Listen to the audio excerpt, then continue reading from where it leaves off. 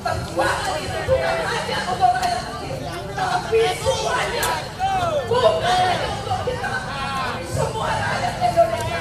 Rakyat hari ini sudah menderita. Walaupun waktunya salah sedikit makan, tapi lihatlah saudara-saudara kita yang hari keadilan, mereka tidak bisa makan, tapi yang lain berjasa. Maka dari itu, jangan cepat lelah, jangan cepat puas bahwa hari ini kita harus melawan. Nanti jangan melawan, bukan melawan individunya, tapi melawan ketidakadilan sebagai penguasa yang tidak mampu memimpin negeri ini. Betul tidak?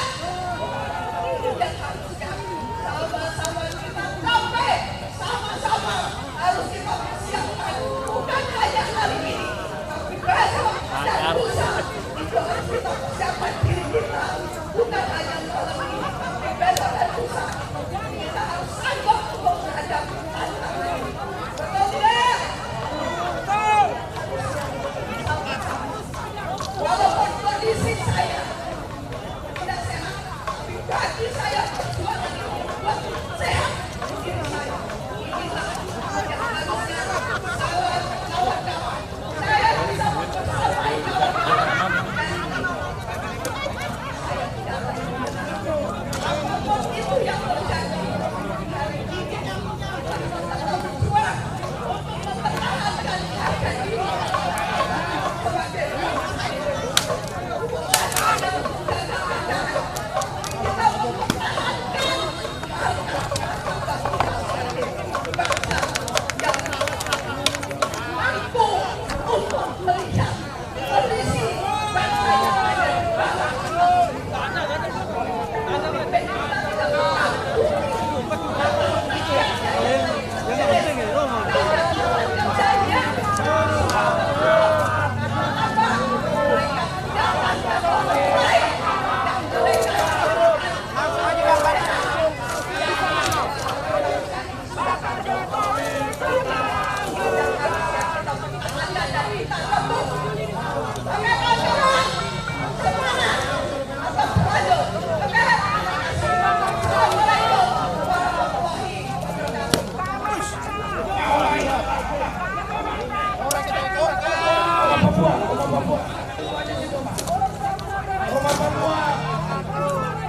Baik Indonesia, sadarkan tidak bahwa ekonomi Indonesia hancur sejak Jokowi menjabat menjadi presiden. Kami pandai raya untuk ekspor beras dari Indonesia ke luar negeri. Terakhir di tahun 2014 waktu zamannya SBY. Kami kata naik, kelompok kami nelayan andalan Indonesia. Kami kerja petani dari sejak tahun 1983 oleh Presiden Soeharto. Kasus petani Indonesia itu Jawa-Jawa datang transmigrasi di Papua. Jadi kami mengajak kami orang Papua itu petani lokal. Petani Indonesia datang ke mengajak kami di tanam padi. Kami negara Indonesia ini negara agraris, negara ekspor beras, sumber padi di Indonesia. Tapi Jokowi datang sesudah itu dalam pandangan hilangkan silat kelima. Hancurlah ekonomi Indonesia. Penjajahan ekonomi Indonesia besar-besaran. Rakyat Indonesia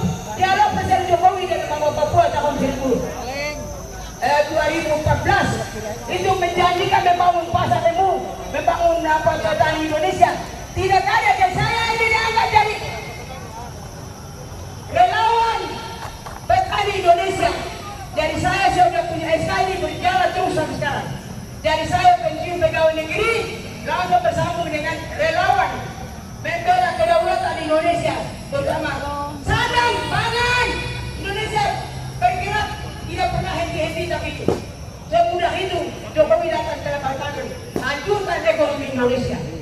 Drop dana itu di luar negeri tanam padi, baru impor kemari sama kita. Sekarang beli berasnya setengah mati. Diam, rakyat Indonesia dengar bahwa penjajahan ekonomi adalah Jokowi menjajah kita. Ekonomi hancur, menutup lapangan kerja CPNS, pegawai negeri dari sejak Presiden Soekarno sampai ke SBY. Itu setiap tahun 2 kali terima pegawai negeri CPNS itu dari bulan April dan bulan Oktober. Tapi tidak pernah Jokowi memang hancurkan menutup lapangan kerja dan sumber daya manusia Indonesia dari bangsa. Tinggal dari ijazah berjalan berlewat jasa hancur sejarah dengan menderita berjuang sekolah sampai S1 S2 tinggal menganggur karena umur lewat, karena dibatasi penerimaan pegawai 5 tahun sekali, jadi 2 tahun itu pun KKN dia nepotisme, dia pohon sampai bayar dan lulus. Kalau tidak bayar itu pencuri, perampok itu presiden perampok. Jadi perampok itulah biar presiden penipu pembohong. Jadi biar orang Papua biar dekat Parno dia begitu berbiasa. Kenapa tegas sekali menjatuh kepala negara? Kepala negara kerja saya, rakyat protes kenapa kah? Saya punya hak, saya relawan membela kesatuan kedaulatan Indonesia. NKRI, saya relawan, saya tidak digaji, saya bekerja. Sampai sekarang sudah ada Tuhan itu. Saya kerja untuk itu. Kepentingan orang banyak, saya bekerja, saya terbang. Hari ini orang mau panggil orasi di mana saya terbang. Saya tidak perlu pakai biaya. Coba tidak ada. Money politik tidak ada. Maaf saja. Aku pernah pakai Tuhan Allah cinta pada dunia ini. Dan kami ini membela negara Indonesia. NKRI tidak boleh dipindahkan. Ibu kota negara tidak boleh kemana-mana. Tuhan Allah menjatuhkan kemerdekaan Republik Indonesia di atas Pulau Jawa. Dengarkan rakyat Indonesia. Rakyat yang cerdas dengar bahwa penjajahan ekonomi dalam Jokowi menjajah kita benar-benar 10 tahun menderita. Dia habiskan petani Indonesia punya dana. Kami dulu itu terima dana dari Presiden Soeharto sampai melewati turun dari pesawat kasih dana di kita punya lahan sampai lahan 20 hektar 500 juta. Ya susah ya. Kami punya pipa itu mata begitu. Presiden Soekarno kasih turun petani Jawa datang, terus sampai di SBY kasih maju kami.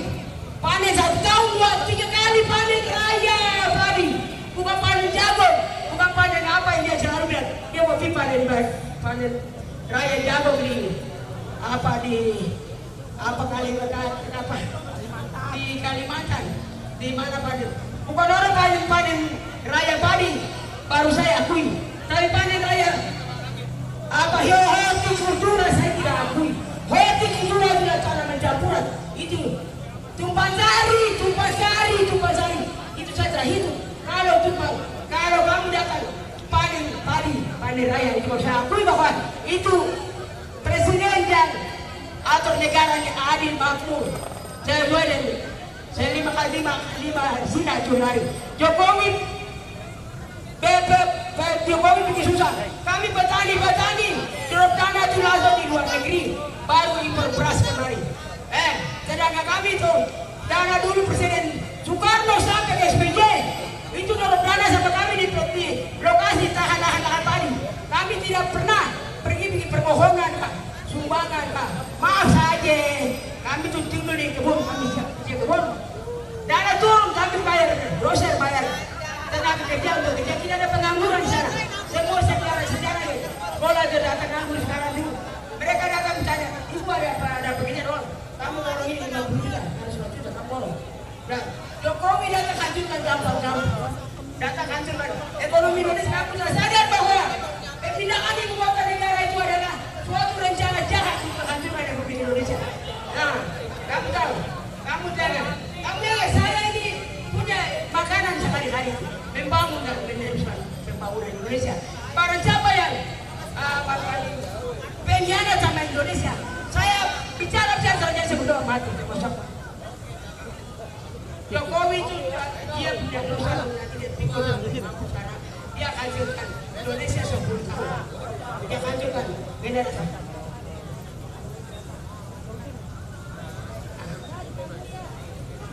Jadi begini apa namanya? Jadi hati-hati Indonesia. Baik kamu tetap tahan kalau ke NKRI, tahan ibu kota negara tetap di Jakarta. Tuhan Allah jatuhkan kemerdekaan Republik Indonesia di atas Pulau Jawa, bukan di mana-mana.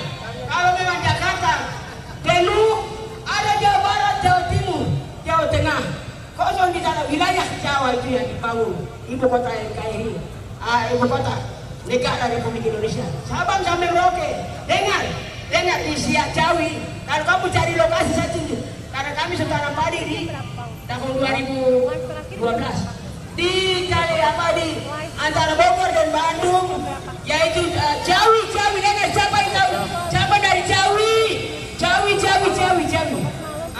Itu Jawi itu kita tanam padi tapi tidak subur karena tanah itu kering. Jadi itu untuk tanam bangunan. Itu untuk tanam bangunan. Jangan alihkan lahan padi dari bangunan. Stop. Pencuri lahan, pencuri tanam lahan padi. Pencuri. Puji Tuhan. Dan kamu dengar sila ke-5 hilang. Kamu tahu ke tidak? Penderitaan 10 tahun ke tidak? Kamu beli beras mahal ke tidak? Kalau kita tanam padi kan coba beras itu murah. Tapi uang dia dikasih ke negara luar untuk ngontrol padi sama kita. Dan dia rampok dari dengar. Dia mau berikan kata petani kita mana mau masuk ke berkorupsi. Coba begini bayar beras begitu tanah. Kalau kasih dana petani Indonesia ke luar negeri supaya lain masuk sendiri di dalamnya. Hati-hati mencuri ya, hati-hati. Mencuri hak rakyat, mencuri lokasi rakyat, mencuri dilempar sana semua hancur. Maling. Jadi dia biar orang Papua kami membela Jokowi daya. Saya harus tahu kamu siapa? Kamu yang membela Jokowi itu kamu siapa? Dan juga dengar. Kamu tak sadar bahwa menuju kehadiran negara ini adalah Jokowi biar teruskan dia panas supaya teruskan dia punya program berhasil ke Indonesia. Jadi kamu hentikan dia. Tidak boleh perhatikan. Hancurkanlah. Itu hancurkan. Maaf saja. Lewat dari mana? Pintu mana? Pintu lahir mana? Maaf saja. Indonesia ini dilahirkan oleh tumpah darah. Bukan dilahirkan dari luar sini. Kamu punya orang tua dulu berjuang mana? Jokowi itu lahir, bapaknya datang dari Cina itu tahun 1961. Dia tiba di Jakarta tahun 1960. Solo dapat Jokowi itu tahun 61. Dan ada yang lainnya. Ijazahnya juga ijazah palsu. Itu ijazah mana ijazah palsu. Jadi saya mau bicara apapun, saya tahu sejarah. Saya ini belajar budaya dasar negara. Saya tahu semua. Ujung pemimpin. Jadi itulah yang saya bilang. Sila ke-5 hilang, sila ke-3 hilang, sila ke-2 hilang. Kedaulatan Indonesia dia mau minta sila ke-1 itu sudah dia mau di situ. Jadi hati-hati makanya untuk cegah sekarang. Tunggu usah dia sekarang. Tunggu hentikan dia sekarang. Dan bunuh dia punya. Bayang-bayang dia punya. Bayang yang dia mau bayangkan dia punya apa yang dia mau bayangkan itu hancurkan sekarang dan juga dengar Tuhan generasi penerus bangsa. Jadi sekarang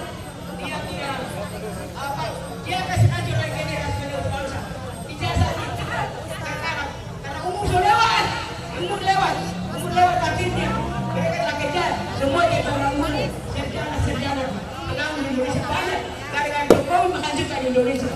Nah, puji Tuhan yang mau terbunuh datang sama saya, yang mau mana berbeda dari saya. Ya saya bicara apa? Memang itu benar loh kamu kan? Ikut dia bicara apa kamu dengar tadi ini kamu jalan. Tapi kalau saya maaf, bicara Sabang saya Merauke. Saya relawan Papua, saya relawan Nusantara. Puji Tuhan, haleluya. Tuhan berkati perjuangan ini.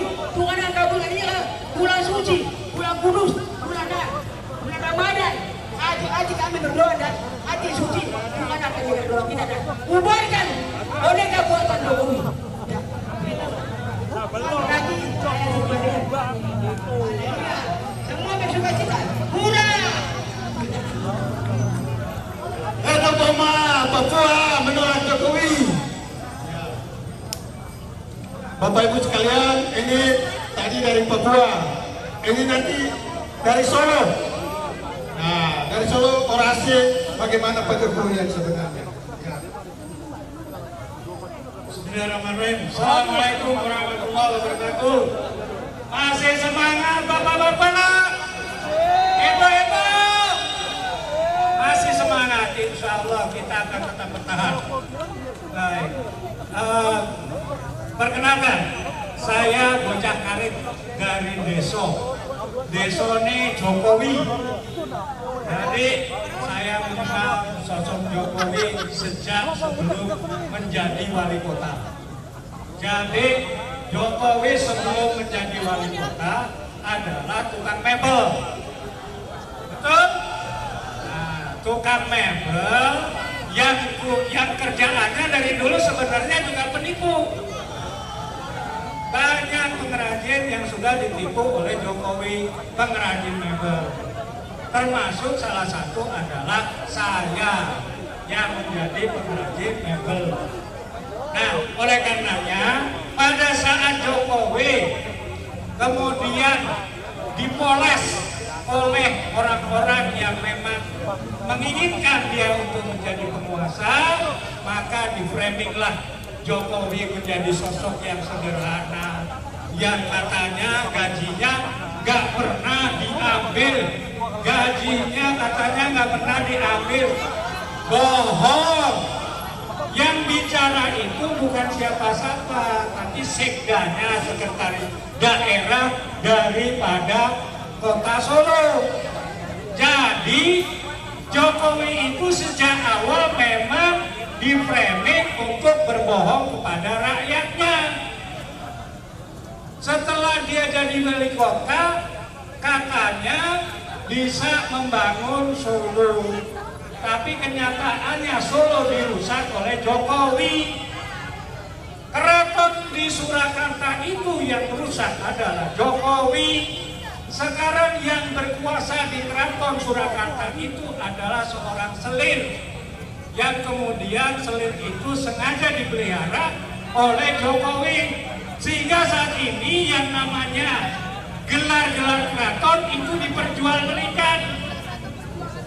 Siapa yang ingin mendapatkan gelar keraton Surakarta, maka dia silakan membeli dengan harga-harga tertentu. Ini fakta ibu-ibu, ini fakta bapak-bapak. Saya sampaikan kepada rakyat yang ada saat ini di Jakarta. Oleh karenanya setelah dia menjadi wali kota tidak selesai, mungkin kemudian dipromosikan menjadi gubernur. Gubernur SMA, maaf, saya ingin bicara tentang terkait mobil SMK katanya. Mobil SMK itu omong kosong, nggak ada buktinya. Sampai sekarang dicari pabriknya itu nggak ada. Kalaupun ada, itu pabrik adalah mobil-mobil yang diimpor dari Cina. Itu bukan produksi daripada anak-anak Solo.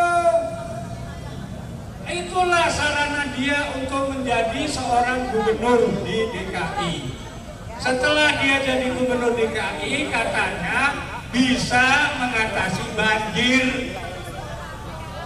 Benar apa enggak?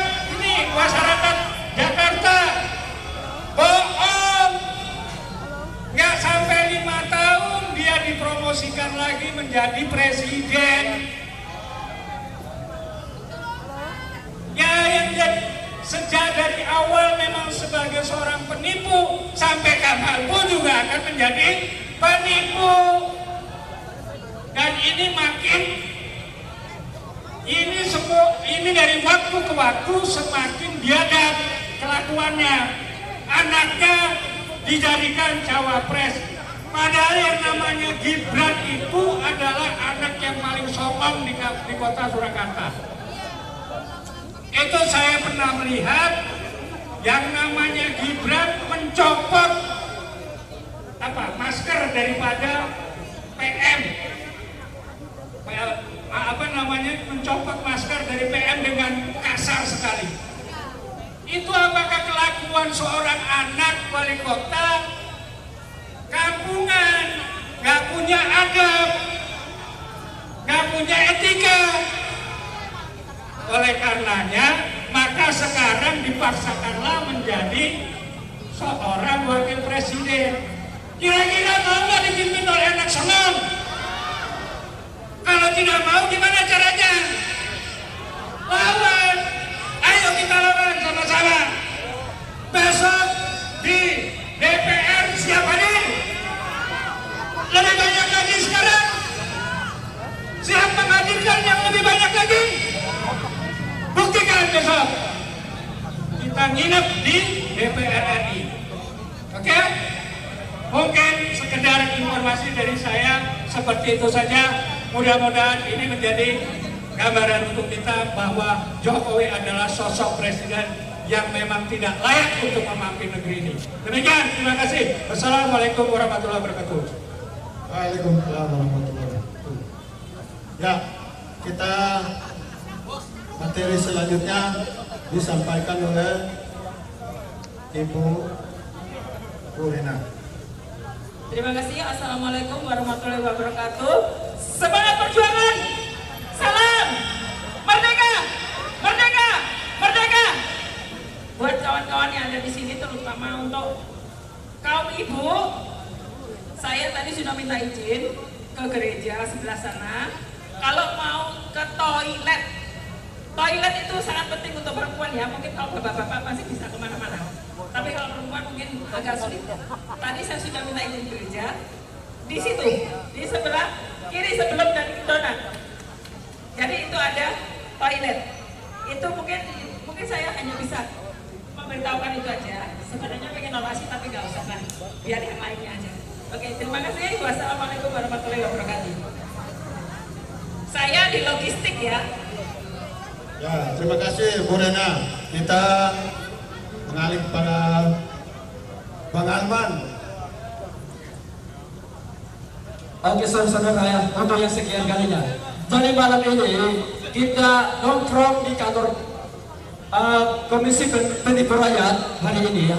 Ini kita melihat menandakan sebelum pemilihan saya sendiri masih di TPS, kok sudah diumumkan bahwa 02 ini sebagai pemenang 50%. Ini luar biasa ini. Kenapa hal seperti itu? Ada salah satu hal yang besar yang dipertahankan Jokowi dan antek-anteknya. Yaitu adalah perpindahan ibu kota. Dia takut kalau anaknya atau Prabowo jadi presiden, maka perpindahan ibu kota itu gagal. Kenapa? Karena dia sudah kontrak kerja dengan Cipik. Bahkan dalam pertemuan dia mengatakan Cipik adalah saudara tertua Indonesia. Padahal dia bohong. Itu adalah pengkhianat negara kita. Ingin tahu saudara, pada waktu kemerdekaan 1945, Cina komunis Pangkui tidak mau menandatangani kemerdekaan Indonesia. 17 hari pasca kemerdekaan, Cina-Cina tersebut bergabung bersama Belanda dengan 50.000 pasukan menyerang kembali Indonesia. Hari ini dia katakan adalah saudara tertua. Yang benar sesungguhnya adalah Cina adalah musuh tertua tanah air Republik Indonesia, saudara. Ingat saudara-saudara, mereka ingin berusaha membubarkan Pancasila. Tetapi karena tidak berhasil, dia membuat salah satu peta bagaimana untuk membubarkan Indonesia secara keseluruhan, yaitu dengan perpindahan ibu kota. Padahal Indonesia merupakan salah satu ibu kota, pusat pertahanan kedaulatan kita adalah Jakarta. Kenapa? Hari kesekian Pancasila, proklamasi Sumpah Pemuda di Jakarta. Kalau dipindahkan dengan sendirinya, maka semua adalah gogor dan dihapus. Kenapa harus dipindahkan di Kalimantan? Ingat saudara-saudara saya pernah membaca sejarah. Tahun 1777, Kalimantan itu adalah negara komunis Cina, Kuangtui komunis. Ya, itu saya perlu sampaikan. Hari ini ibu kota Indonesia di Jakarta, dia pindahkan di Kalimantan menjadi ibu kota IKN.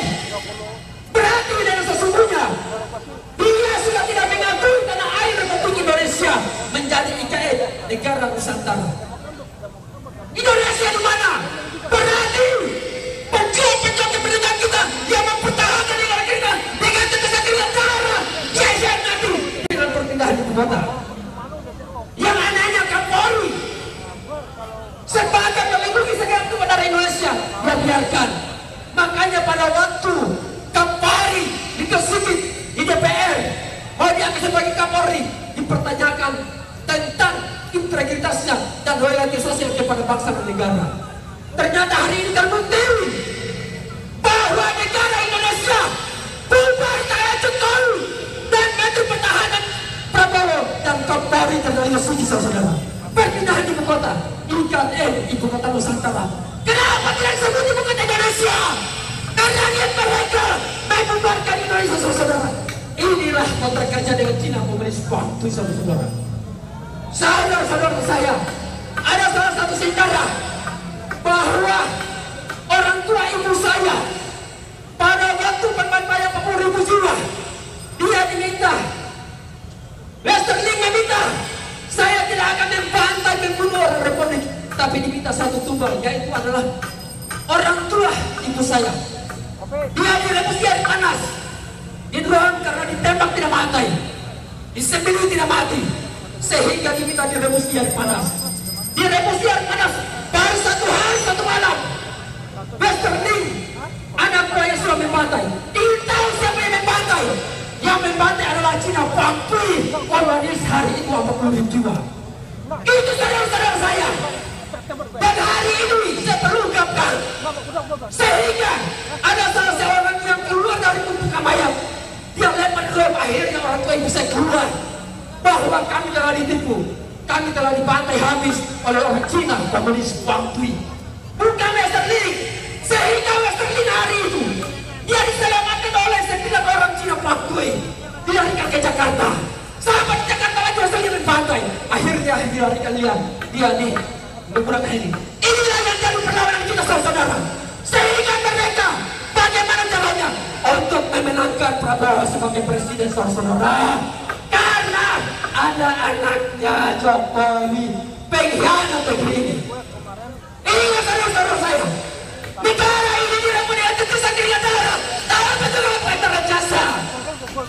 Sehingga hari ini dimampukan peran Jokowi, seluruh rakyat Indonesia berhak untuk tanggap dan dihukum mati saudara-saudara.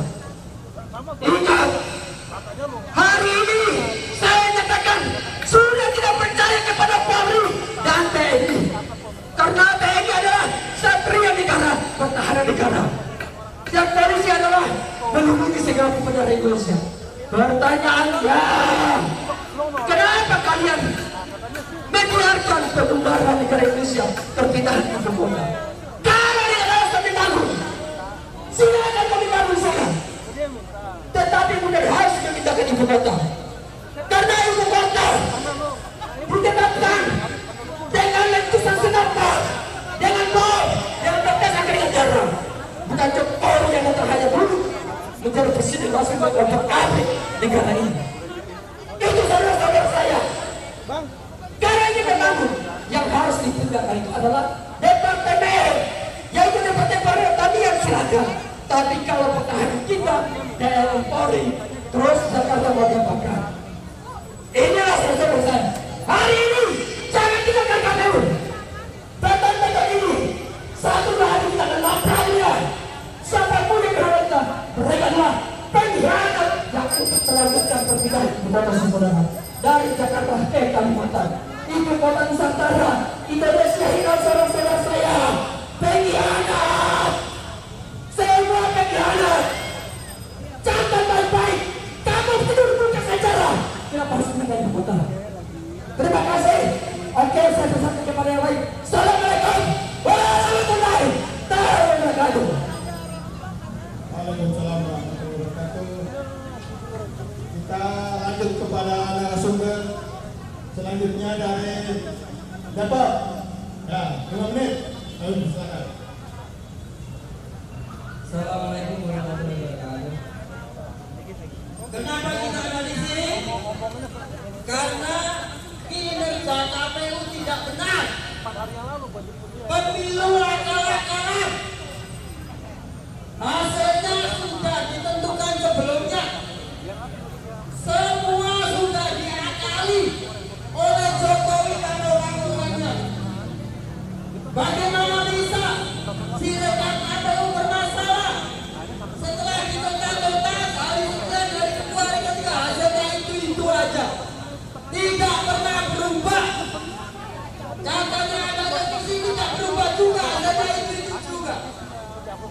Kenapa? Katanya curang, pemilu tipu-tipu. Begitu juga tipu-tipu.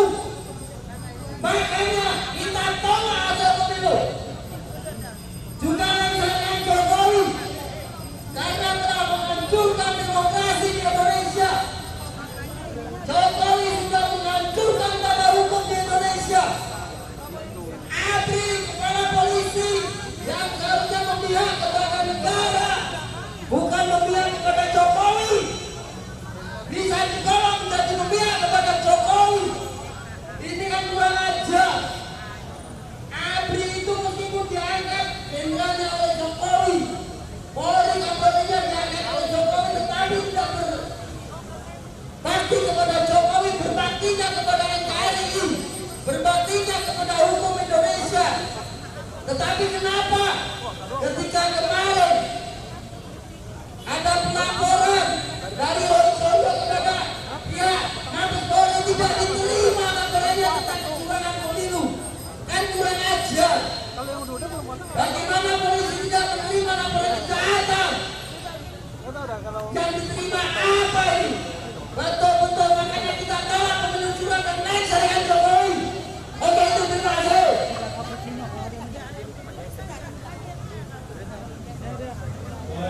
Terima kasih. Baik Bapak Ibu sekalian, nanti sebentar nanti diumumkan oleh ketua rombongan kita di kampung ini. Kami mungkin persilakan untuk ada informasi yang perlu sampaikan kepada Assalamualaikum warahmatullahi wabarakatuh. Saudara seperjuangan yang kami muliakan, pada hari ini kita telah melakukan rangkaian acara sejak pagi jam 2 sampai jam 8 ini, dan insya Allah angle dari apa yang kita inginkan sudah tersampaikan di seluruh dunia, seluruh Indonesia, dengan bantuan wartawan bahwa mereka tahu rakyat menolak dan segera minta mencairkan atau dipulihkannya Jokowi, dan menolak dan meminta diskualifikasi. Jadi masyarakat jangan diteror-teror bahwa seolah-olah Amerika telah menerima hasil ini. Itu teror. Kita tolak dan rakyat sudah menyatakan ini. Oleh karenanya kita harus melakukan perlawanan secara rapi. Dan pada malam hari ini kita bersepakat dengan tokoh-tokoh tadi segera mengakhiri, karena kita besok harus lebih sempurna acara mendukung DPR bersama tokoh-tokoh dan orang-orang masyarakat Indonesia yang sedang menuju Jakarta. Kalian harus segera menyusun stamina yang bagus, bukan stamina, dan bagian dari Jakarta segera tentukan bagaimana penginapan ibu-ibu dan bapak sekalian, dan kami mohon, kita masih punya waktu sekitar 20 menit untuk berkemas-kemas. Kita harus meninggalkan bersama-sama ya. Kita membersihkan yang bisa dibersihkan, dan sekali lagi kita diundang ya oleh tokoh-tokoh yang dipimpin salah satunya oleh Bapak Samsudin dan Fahru Rozi dan beberapa jenderal pengamanan yang lain-lain, Samsul dan sebagainya, untuk semua menghadiri acara pengepungan untuk mendorong agar DPR menyempurnakan melakukan hak angket. Apabila DPR mempermain-mainkan yang tidak serius terhadap hak angket itu, maka lebih cepat rakyat Indonesia melakukan penggulingan secara ekstraparlementer. Siap? Oleh karena kita jaga kesehatan kita, apa yang Anda lakukan sekarang ini merupakan pahala yang besar-besarnya, karena melawan ketidakadilan, menyelamatkan Indonesia, memikirkan kejahatan-kejahatan berkelompok yang dan hanya rakyat yang bisa melakukan itu. Oleh karenanya sekali lagi kita kemas-kemas untuk meninggalkan tempat ini dan kita tidak sepakat tadi ditanya bahwa amanah di sini yang perlu kita selesaikan, tetapi bukan misalkan itu, tapi kita harus punya stamina untuk besok hari. Siap? Baik, kita siapkan, kita tutup dengan doa. Baik. Kita berdoa semua. Auzubillahi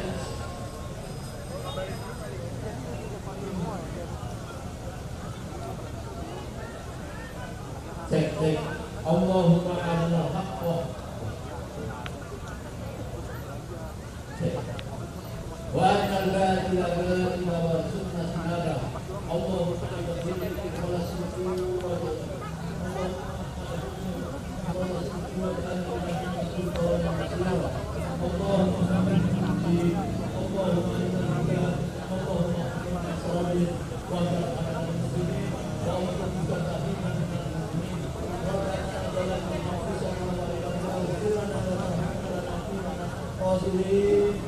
Allahumma arinal haqqa haqqa warzuqna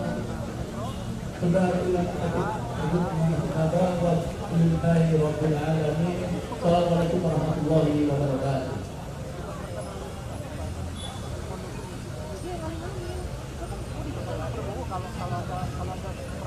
Kita mau memutar lagi sambil dikemas-kemas ya, sekali lagi sangka di sekitar kita kalau ada bisa disebutkan kerjasama dengan bapak-bapak kebersihan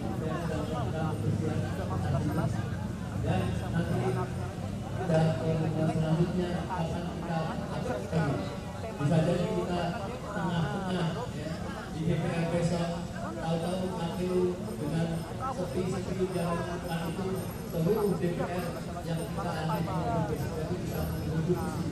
Jadi siap kita lemas dari DPR ke KPU, siap ya, pokoknya jangan sampai hasil itu melakukan perubahan dengan hasil kecurangan, pasti rakyat menolak.